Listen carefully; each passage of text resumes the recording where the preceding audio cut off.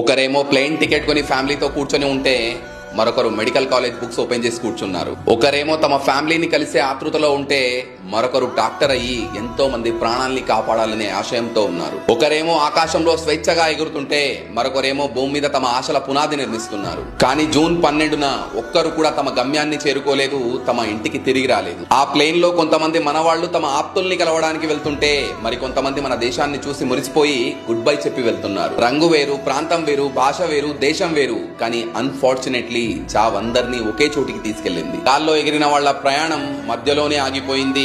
భూమి మీద ఉన్న వాళ్ల జీవితాలు చూస్తూనే నేలమట్టం అయిపోయాయి. Life is so unpredictable.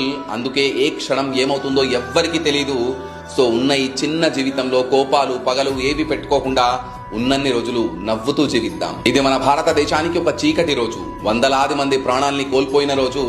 వాళ్ళ ఫ్యామిలీలు పడే బాధ ఎవ్వరూ ఎప్పటికీ తీర్చలేనిది. ఈ దుర్ఘటనలో ప్రాణాలే కాదు, తమ ఆశల్ని ఆశయాల్ని మధ్యలోనే వదిలేసి వెళ్లిపోయిన వాళ్ళ ఆత్మకి శాంతి చేకూరాలని మనస్ఫూర్తిగా ప్రార్థిద్దాం.